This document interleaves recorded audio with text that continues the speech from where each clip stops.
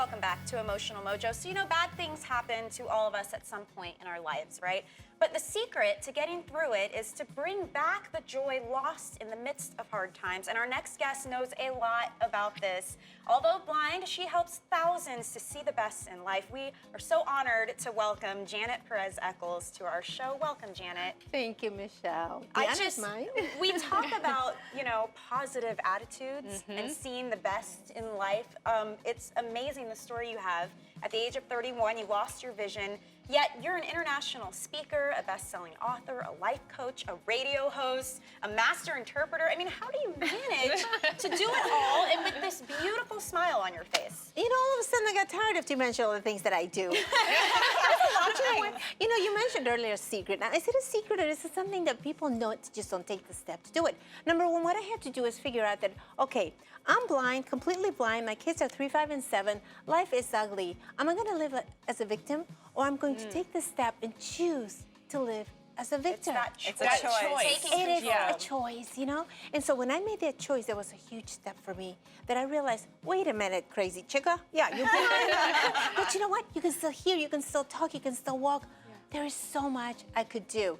So that gave me a little bit of boldness, and my faith in God also was very, very influential. So you focused on what you could do instead of what you couldn't do. Absolutely, yes. Yeah, and you talk about making a choice. We talk about it all the time. But for those who are watching, what was your first step to say, I'm going to choose to live and not be a victim? You know, my first step was deciding that I could still do some things that I did before, just differently. So I didn't let my blindness define who I was. I didn't let it determine my destiny. I figured, I know what I need to do, and I know God is gonna help me. So every step I took, it was like, see, I'm able to cook for these kids. On to the next one, on to the next one. That's right. And we have to mention this, and we spoke earlier, that you also overcame an unthinkable tragedy. Can you share with us the story about your youngest son, Joe? Yes, having my youngest son, 19, be murdered and being stabbed 23 times. Was, Oh my gosh. That was a lot worse than going blind, only because it was so unexpected. Joe was a handsome, witty captain of the football team. It was unexpected. He was in an altercation with another man. He didn't know the other man was armed with a knife. And to make things even more agonizing for our family, when the trial took place, finally we thought this man is going to be punished and receive a prison sentence. Sure. Instead, the verdict read, we find the defendant not guilty of all counts. And all that pain just came rushing back. All of a sudden, it was like, oh, we lost Joe all over again. Yeah. And, you know, what do you do with that? You have that pain, you have that heartache, yet you have that injustice. So my husband and I, what we've done years and years, and pray together. And one night he said to me, you know, what we haven't done yet is forgive the man who killed our son. And That's our challenge today. challenge for the day, you know. And we also mentioned the family of Claire Davis, who was murdered in her high school, and how they have just come out and forgiven the murderer. So you guys have forgiven this person? Absolutely. And you know what? You don't forgive for the other person's sake. You forgive him because of you.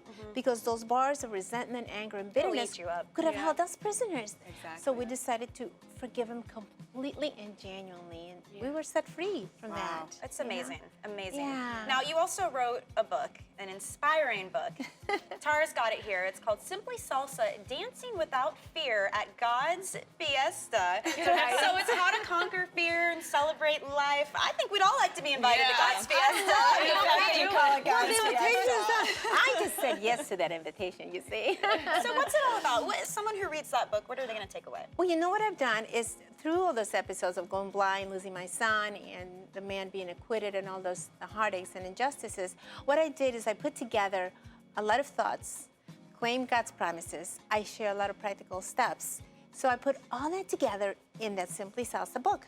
And Simply Salsa is because life doesn't have to be complicated if you learn to choose to overcome and conquer fear. Now, I could be living in fear thinking, how am I going to travel to another part of the country or other countries by myself? How am I going to go into a television segment?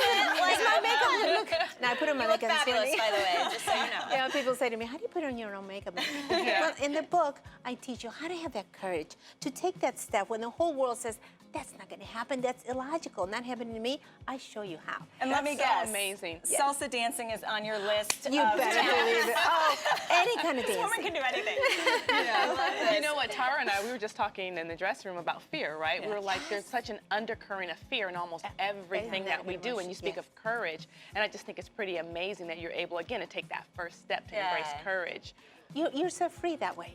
You know, when you know that you don't have to be held back by fear. It does give you the control. So if you're in a chaotic time and you feel like all these things are happening that you can't control, it's kind of nice to know, well, what I can choose is how to react. Right. You know? Exactly.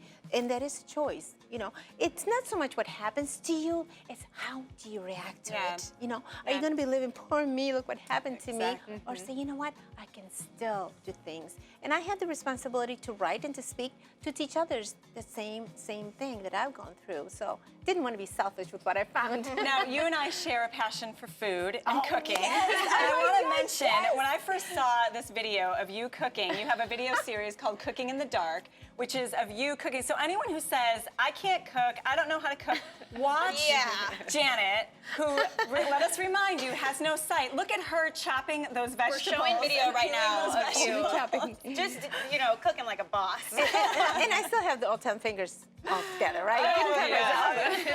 That is just amazing. And that's just another example of I'm not going to let this one thing stop me from doing my passion, which is cooking. Exactly. Well, you know, it's a new year, so a lot of people have resolutions and maybe they're not sure how they're going to attain them. Do you have any advice, any inspiration for those out there looking to take on a new challenge? Great question. Well, thank you you. know, my advice would be, you should be leading here. Michelle, that is a good question because you know what? People think, oh, I'm going to do this. I'm going to lose weight. I'm going to get a better job, move out, to another house, whatever. But I think the secret is, what if you were to choose to just make a commitment every day to be grateful? Grateful for what you have. Did you know it's been proven that whenever you feel gratitude, your blood pressure goes down? Anything can happen to you. But You know what I there's always just something. started on January 1st? I have a jar next to my bed, and I cut up a bunch of colored papers, and every night before I go to bed, I write something I'm grateful for, and I put it into the jar. Because I've tried to do like a grateful journal before, and it hasn't worked. So this jar thing is now working for me because I see it right when I'm turning out the light. I'm like, oh yeah, I need to write down something I'm grateful for today. Gratitude jar. That's a great way to do it. Of course, I don't have a jar because I wouldn't be able to read the papers, but I still in my ear. You got it in your head. My memory is pretty good. Be grateful. I love your humor. I love your sense of humor. And You know, when I speak to audiences, my mission is to make them laugh and to make them cry, but inspire them in the end. All at the same I mean, time. I can totally see how you accomplish that mission Oh, you would not on a believe daily basis. all the crazy stories that happen to me. You would not believe when I travel. Oh my gosh. One time I was holding on to the flight attendant's arm. She was helping me find the seat inside the plane. And she said, it's right to your right. So I said, thank you. So I held on to the seat. And I thought, wait, the seats changed. They used to be cloth, now they're soft wood. And when I was holding on to, began to move, and I found out I was holding on to a man's bald head. Oh my goodness. But hey, look, you got all kinds of stories to share with people, right? That's right. We're so happy you were here to help inspire others. We really appreciate you taking the time out to talk to us. Big thank you to her. That's Janet Perez Eckels. Her book is Simply Salsa, Dancing Without Fear at God's Fiesta.